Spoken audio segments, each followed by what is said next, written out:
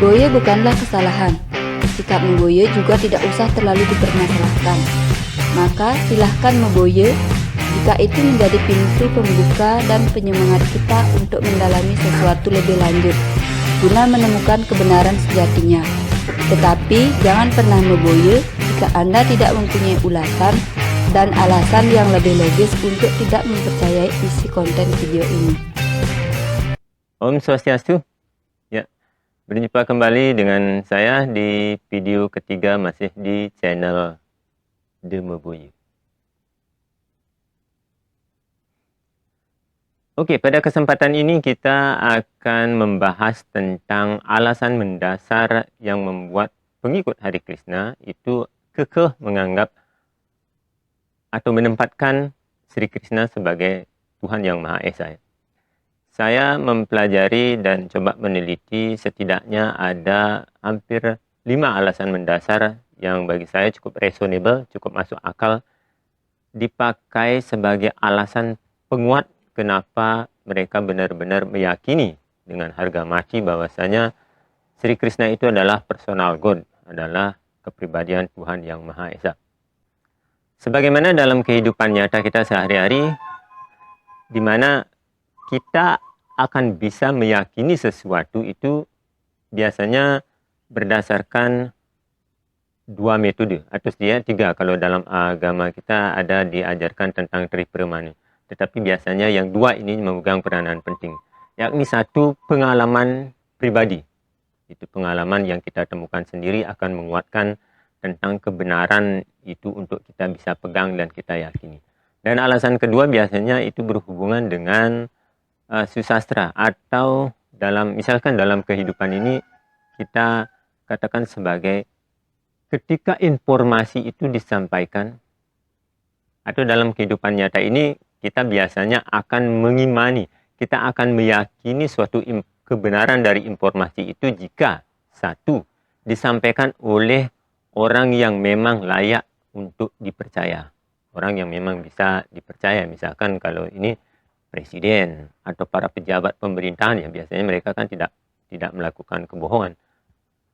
Meskipun di dunia zaman sekarang ini ada juga beberapa pejabat yang tidak netral, tidak netral, justru melakukan keberpihakan, memberitahukan, mengeluarkan statement-statement yang bertentangan dengan kebenaran itu sendiri. Dan yang kedua biasanya kita meyakini kebenaran itu jika diinformasikan oleh media-media mainstream.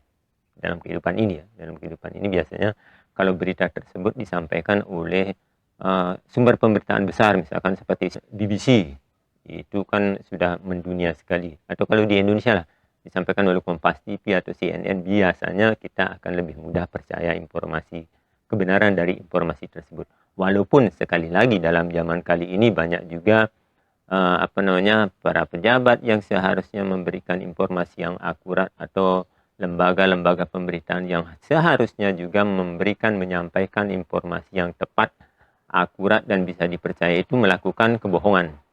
Kan ada juga ya hoax yang disampaikan oleh media pemberitaan besar. Namun demikian secara garis besarnya saya garis bawahi di sana, secara garis besarnya saya sampaikan bahwasanya memang kita akan lebih mudah percaya jika informasi yang disampaikan tersebut diberikan oleh orang-orang yang punya kredibilitas tinggi dan sangat layak untuk dipercaya. Nah, begitu pula dengan yang menjadi bahasan kita kali ini, alasan mendasar yang menjadikan pengikut Hare Krishna itu amat sangat percaya, meyakini kebenaran bahwa Sri Krishna adalah personalitas Tuhan Yang Maha Esa adalah dari beberapa sumber terpercaya ini. Kita akan kulik bersama. Yang pertama itu adalah dari kitab Brahma Samhita, di mana kita tahu bahwa kitab ini adalah sebuah kitab dalam susastra Hindu yang menguraikan tentang puji-pujian Dewa Brahma sendiri pada Sri Krishna yang disebutnya sebagai Gopinda. Misalnya dalam sloka 1 ini disebutkan Iswara Paramah Krishna Satchit Ananda Wigraha Anadir adir Govinda sarwa karanam karanam. Itu Iswara Parama Krishna. Sudah saya sempat ulas juga dalam beberapa kesempatan. Iswara itu kan Tuhan. Parama adalah yang tertinggi. Krishna ya Krishna. Ini di bait pertama itu menyatakan bahwa Krishna adalah Iswara atau Tuhan yang tertinggi. Karena penganut Sampradaya Hari Krishna ini menganggap Tuhan itu sebagai personal God, jadi sering diartikan sebagai Krishna adalah personalitas Tuhan yang Maha Esa itu. Satchit Ananda Wigraha, dia adalah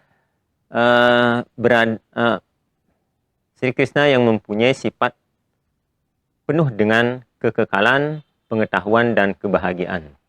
Itu Satchit Ananda Wigraha di bait keduanya. Tetapi dalam penjelasan Srila Prabhupada ini memang di sini diterjemahkan, diartikan sebagai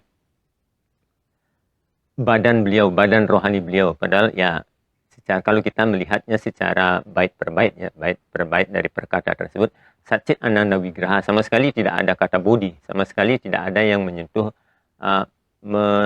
menunjuk pada deha. Tetapi di sini diartikan bahwa badan rohani Sri Krishna itu bersifat kekal, penuh pengetahuan dan penuh kebahagiaan. Tapi tidak apalah. Satchit Ananda Wigraha, Anadir Adir Govinda. Ia yang disebut sebagai dengan Govinda. Govinda kan nama lain daripada Sri Krishna. Ada Govinda, Gopala, Hrishikesa, Madhusudana, Kesawa, Madhawa. Banyak. Ada ribuan nama suci atau Wisnu Sahasranama. Sarwa Karanam Karanam. Sarwa itu semua karena ya penyebab. Beliau adalah sebab dari segala penyebab. Itu di Brahma Samhita Loka pertama dengan jelas mengemukakan, mewacanakan bagaimana Dewa Brahma sendiri memuji keagungan Sri Krishna dengan nama Govinda sebagai Tuhan tertinggi yang merupakan sebab dari segala penyebab.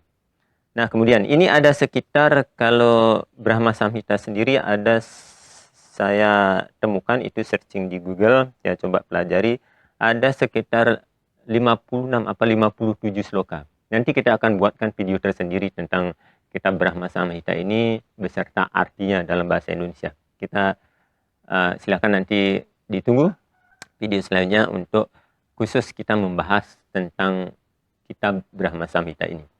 Tetapi dari ke-56 sloka ini hanya beberapa saja yang saya coba uraikan yang biasanya lebih sering dipakai dalam pernyataan-pernyataan di kelompok Sampradaya Hari Krishna ini. Misalkan dari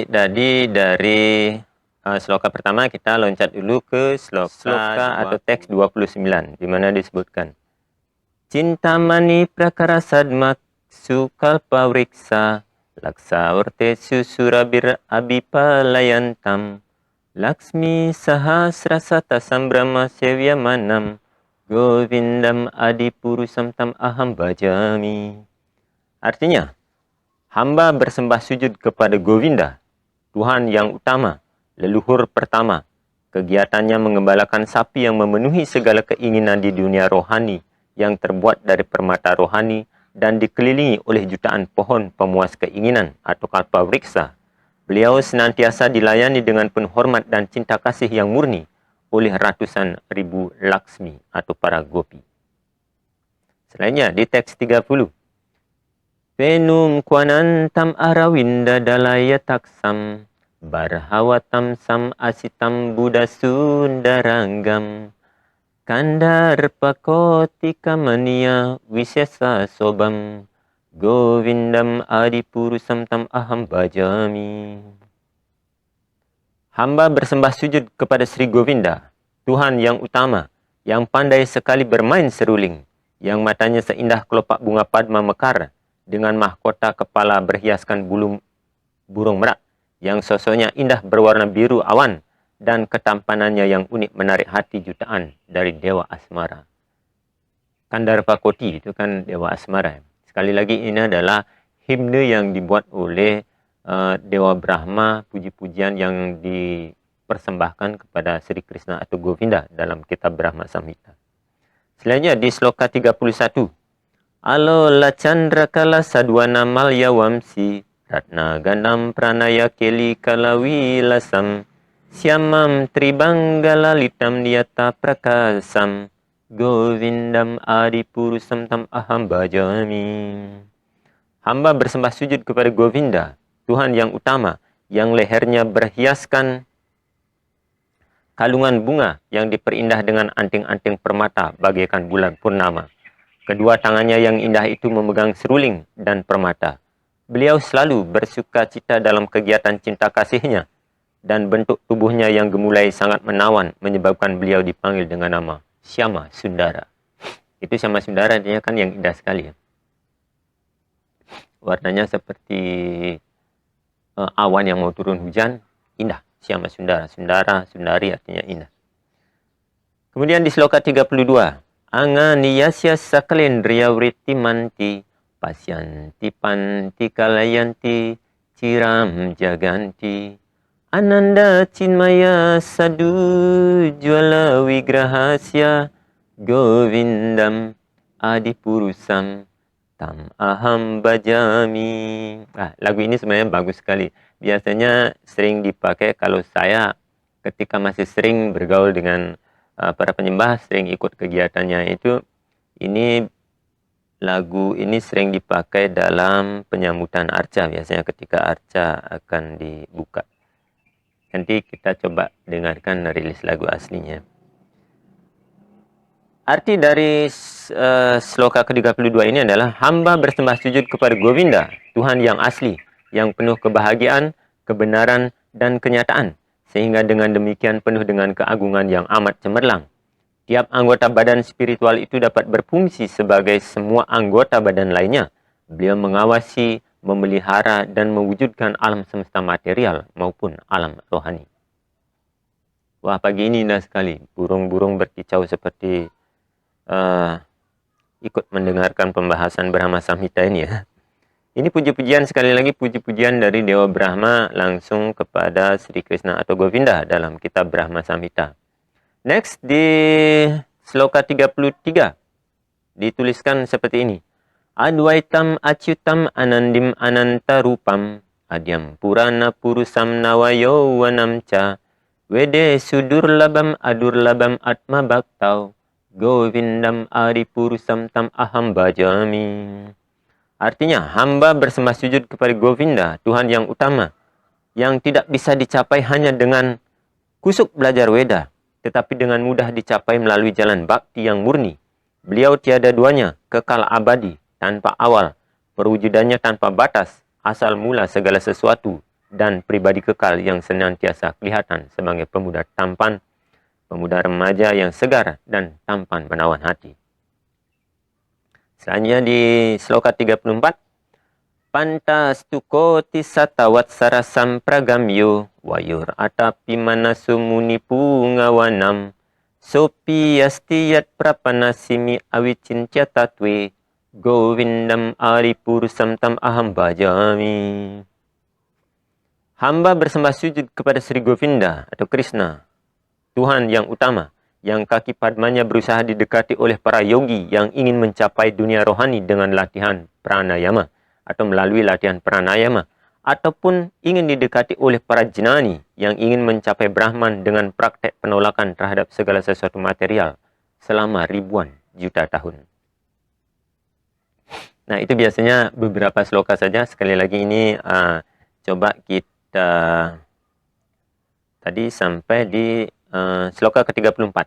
Ada sekitar 56-57 sloka. Nanti sisanya atau bagian dari 1 dan sampai 27 yang juga saya lewati tadi, nanti kita akan coba lihat bersama-sama di next video. Di video selanjutnya khusus membahas tentang kitab Brahma Samhita.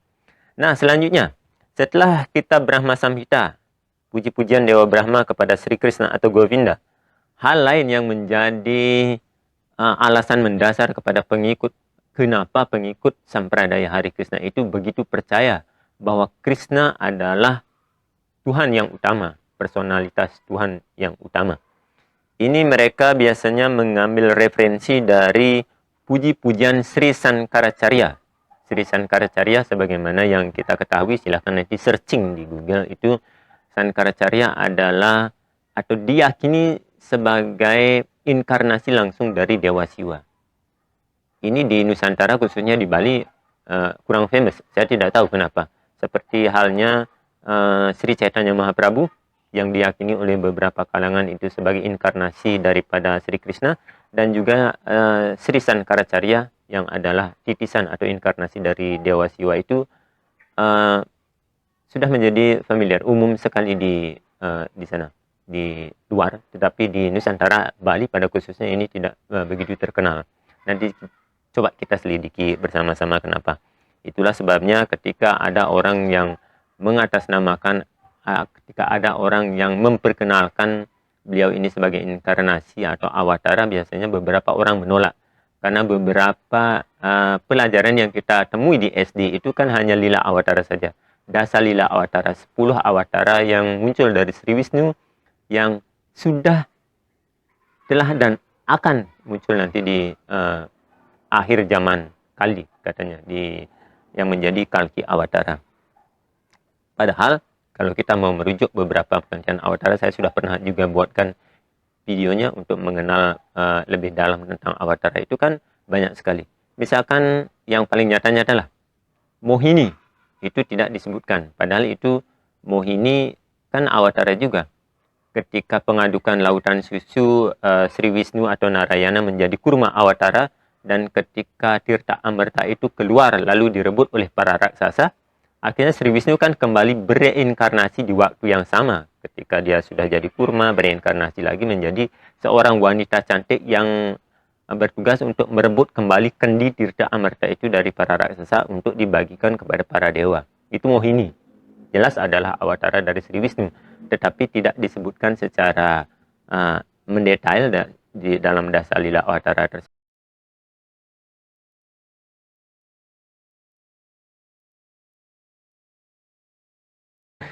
Artinya kira-kira begini. Lahir, mati, dan lahir lagi untuk tinggal di rahim ibu memang sulit sekali bagi makhluk hidup untuk menyeberangi lautan samsara yang tidak terbatas. Ia akan selalu diikat oleh perputaran tumiba lahir. Lahir, mati, lahir kembali, hidup, mati, lahir kembali. Begitu saja kalau ketika mereka atau sang jiwa itu terikat oleh hal-hal duniawi yang belum bisa membebaskan sang roh sepenuhnya dari ikatan tersebut, sehingga dia tumiba lahir balik di dunia ini. Sehingga salah satu jalan yang direkomendasikan oleh Sri Sankaracarya di sini adalah satu, seperti di sloka tadi, membaca Bhagavad Gita, mengerti pesan-pesan luhur kehidupan yang dicantumkan dalam Bhagavad Gita, meminum atau berkunjung meminum setetes air sungai Gangga pun itu sudah sangat berarti, ataupun dengan cara memuja Murari, Krishna. Nah, di sloka 22 kan dinyebutkan demikian.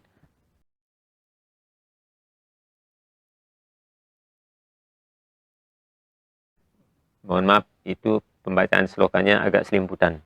Agak susah ini bahasanya. Artinya kira-kira seperti ini. Sembahlah Govinda, sembahlah Gopinda, sembahlah Gopinda, wahai orang bodoh. Tidak ada cara lain untuk menyeberangi lautan kehidupan dan kematian selain dengan melantunkan nama-nama suci Tuhan. Itu secara tegas Sri Sankaracarya mengatakan, Baja Govindam, Govindam, Baja Muda Mati, Samprapti Nahi Tikala, Nahi Duskritna Karani, kan biasanya. Kita disuruh untuk menyembah Govinda atau Sri Krishna. Menyembah Tuhan dalam nama apapun, tetapi Tuhan kan mempunyai segala nama dan rupa. Tetapi dalam hal ini, Sri Sankaracarya merujuk pada satu wujud yang bernama Govinda atau Sri Krishna. Karena Sri Krishna salah satu namanya itu kan Mukunda. Mukunda artinya ia yang memberikan mukti atau pembebasan. Kenapa ia bisa memberikan pembebasan? Karena sekali lagi mengacu kepada kitab Brahma Samhita tersebut, Krishna dikatakan sebagai penguasa alam material dan alam rohani. Beliau adalah Iswara Brahma Krishna.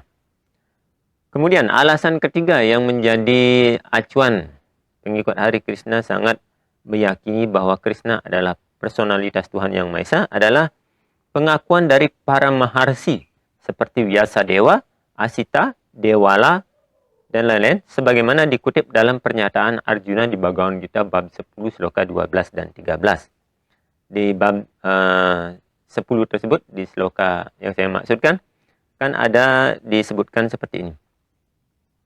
Arjuna uwaca param brahma param dhamma pawitram paramam bhavan purusam saswatam divyam adi dewam ajam wibum ahustwam resaya sarwe dewar sirnarada tata asito dewalo vyasa swayam caiwa brawisimi.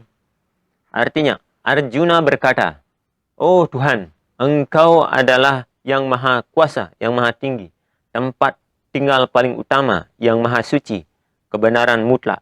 Engkau adalah yang maha abadi, yang rohani, dan melampaui dunia ini. Tuhan yang utama, yang tidak dilahirkan, dan yang maha besar. Semua resi yang mulia seperti Dewarsi Narada, Asita, Dewala, dan juga Vyasa Dewa membenarkan kenyataan ini tentang dirimu. Dan sekarang engkau sendiri yang menyatakan demikian kepada hamba." Nah, itu di Bhagavad Gita, di mana pada waktu Arjuna sudah menerima penampakan universal dari wujud universal Tuhan Yang Maha Esa, itu akhirnya Arjuna menyampaikan doa-doa pujian.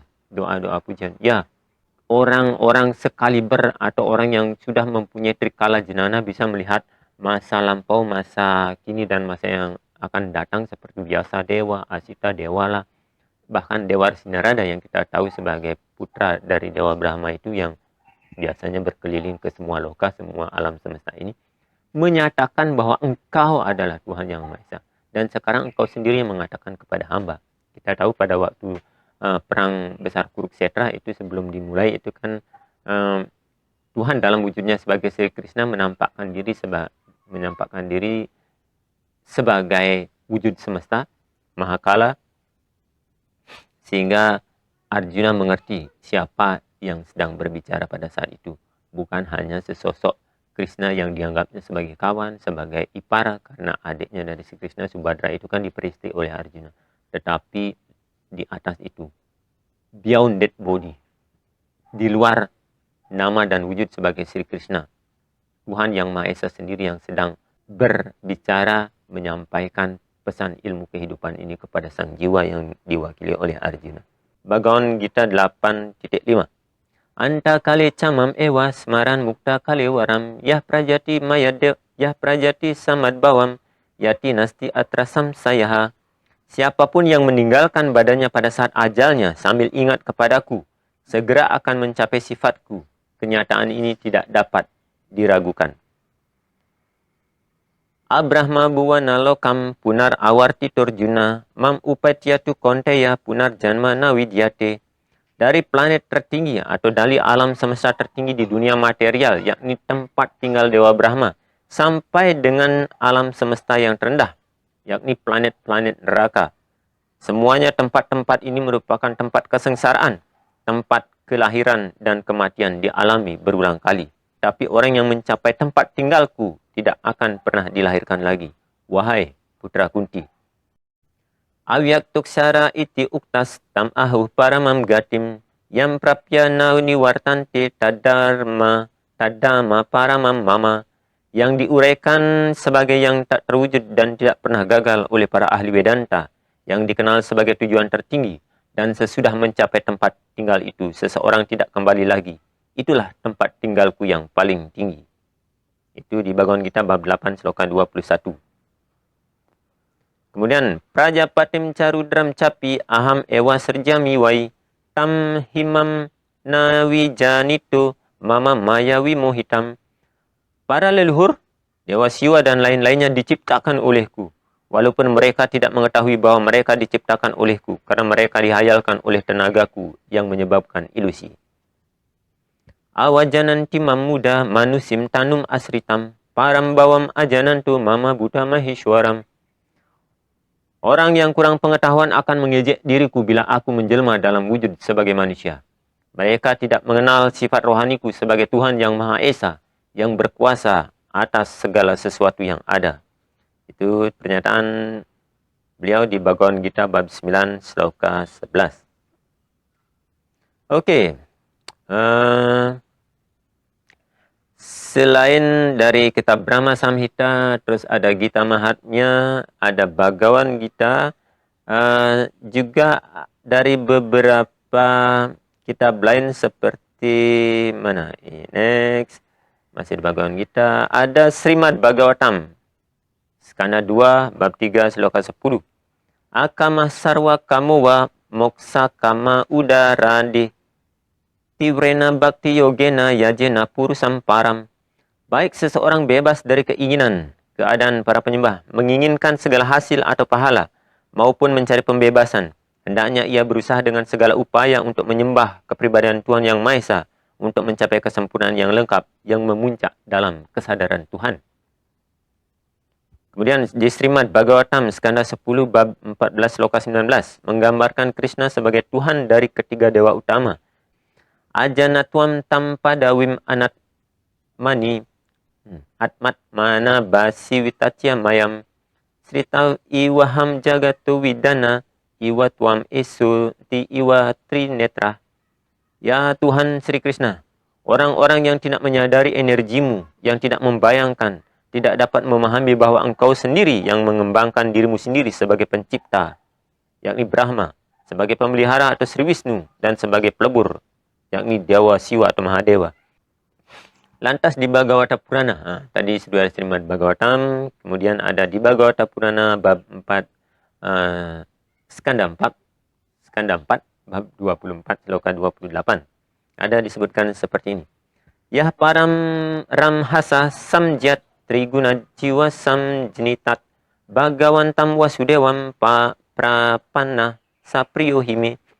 Dewa Siwa melanjutkan, siapapun yang menyerahkan diri kepada Tuhan yang tertinggi Krishna atau Wasudewa. Ini saya lihat itu tidak salah arti, karena di sini di bait ketiganya ada disebutkan Bhagavantam Wasudewam. Wasudewa itu kan Krishna. Bhagawan itu Tuhan. Nama istilah dari Bharatiya untuk menyebut Tuhan itu Bhagawan. Jadi di sini Dewa Siwa mengatakan, siapapun yang menyerahkan diri kepada Tuhan yang tertinggi dalam wujud sebagai Krishna atau Wasudewa, pengontrol segala sesuatu baik alam material maupun makhluk hidup, dialah sebenarnya yang sangat dikasih, yang sangat kukasihi. Bhagavata Purana 4:24-28. Nah, selanjutnya ada masih di Srimad Bhagavatam juga ada disebutkan begini. Kalir dosa nidera jan asti eko mahan guna kirtanad ewa Krishna siya muktah sanggah para murajat.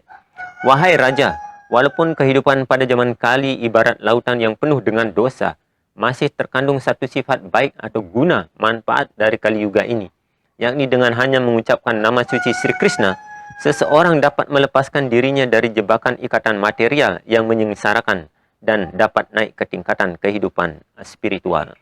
Itu di Srimad Bhagavatam 12.3.51 ya.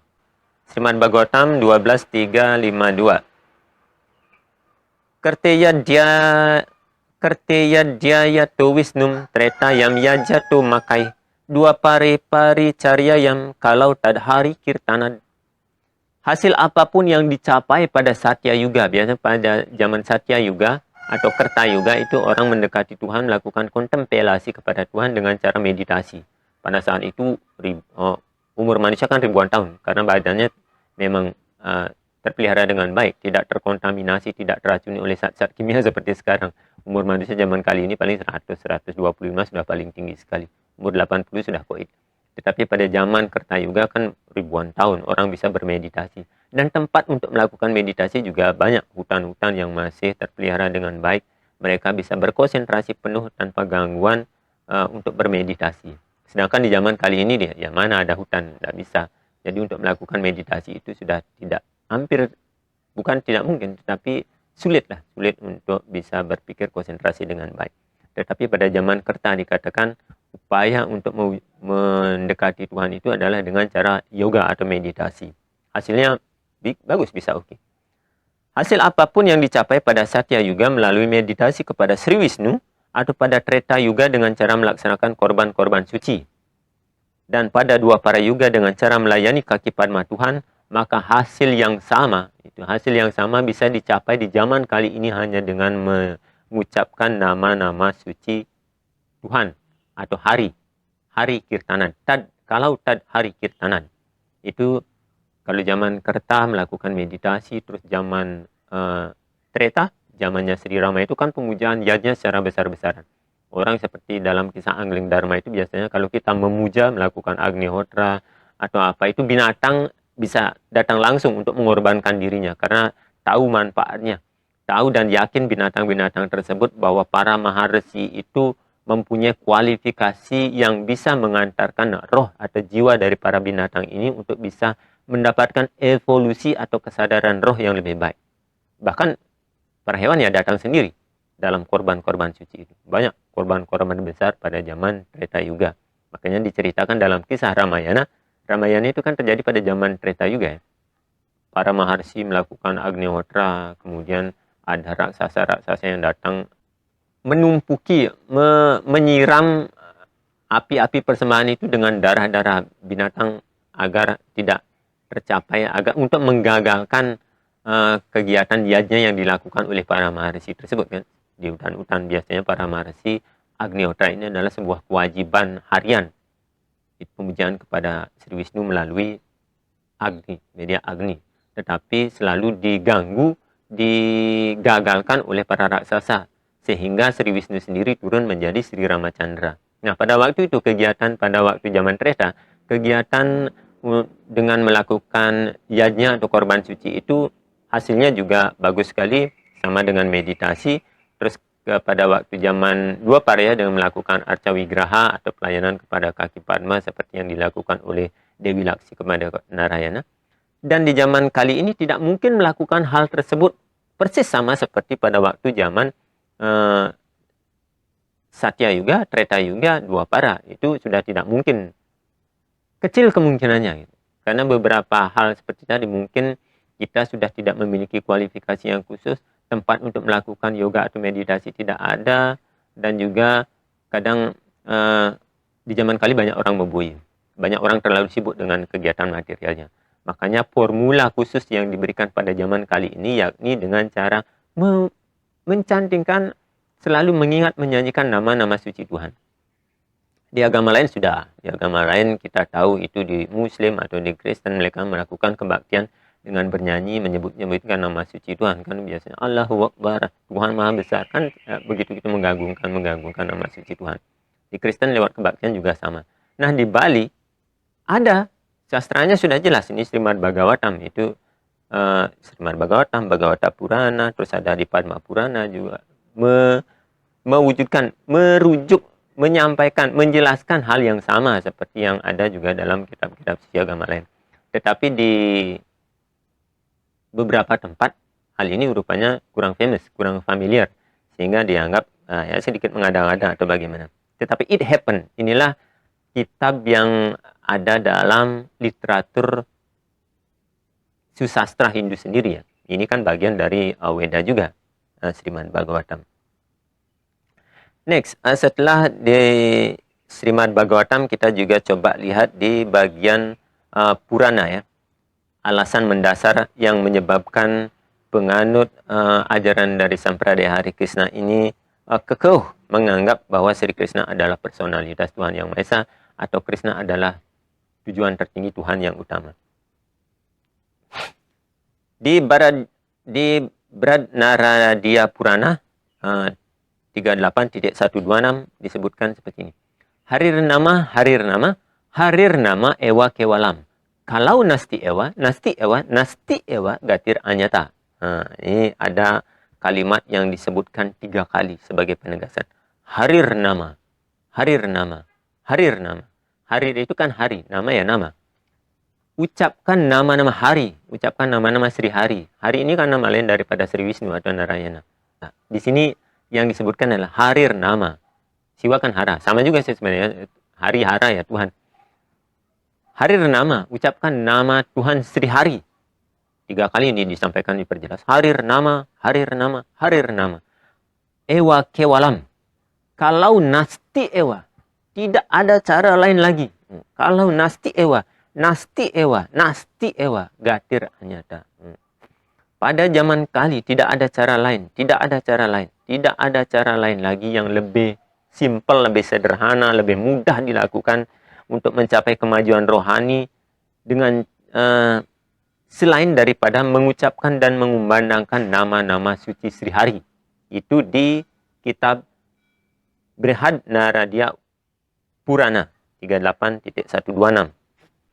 Jadi jelas ya, kenapa saya kira bagi saya pribadi itu sangat reasonable sekali, sangat masuk akal. Kenapa kemudian para pengikut Hare Krishna itu sangat kekeh, sangat meyakini bahwa Krishna itu adalah personalitas Tuhan Yang Maha Esa, bahwa Krishna adalah Tuhan tertinggi. Karena ya, masa si Dewa Brahma bohong? Masa si para maharsi yang sudah punya kredibilitas, sudah tahu seluk-beluk, bisa mengetahui kehidupan Trikala Jenana itu dengan Trikala Jenana itu melakukan kebohongan? Kan tidak mungkin. Pertanyaannya sekarang adalah, lantas kenapa dalam kitab Hindu demikian dikisahkan bahwa Dewa Brahma dan Awatara Dewa Siwa sendiri memuji keagungan Sri Govinda yang adalah nama lain dari Sri Krishna, tapi di balik pemujaan kepada Krishna justru dianggap sebagai sesuatu yang salah? Nah, nanti kita akan bahas di video selanjutnya ya. Ini juga mengenai tentang apakah Krishna itu, atau beberapa kontroversi mengenai kata aku dalam Bhagavad Gita, mengenai posisi atau kedudukan Sri Krishna yang bagi beberapa orang itu tidak bisa menerima bahwa wujud Krishna itu adalah satu-satunya wujud daripada Tuhan. Kita akan bahas di video selanjutnya, jadi tetap stay tune di channel The Meboya. Sekali lagi, Meboya bukanlah sebuah kesalahan, Meboya juga tidak perlu dipermasalahkan ya. Ya wajar-wajar saja orang Meboya. Kalau Anda mempunyai alasan dan ulasan yang lebih logis untuk menyanggah atau menyangkal dari isi konten video ini, silakan tulis di kolom komentar untuk kita jadikan kajian, berbagi dan berinteraksi, saling mengisi kekurangan, dan juga ya melihat dari sudut pandang masing-masing, sehingga kita bisa memiliki pemahaman yang lebih luas, tidak terkungkung hanya pada satu sudut pandang saja lalu bersikeras menganggap bahwa sudut pandang kita lah yang paling baik dan yang paling benar. So, demikian. Terima kasih sudah menonton video ini. Jangan lupa subscribe, like, dan share. Om Santi, Santi, Santi Om. Ini adalah video tentang opini, analisa, dan sudut pandang yang kemungkinan bisa sama atau bahkan jauh berbeda dari apa yang Anda pikirkan. Maka hargai perbedaan dan silahkan tulis sudut pandang Anda di kolom komentar.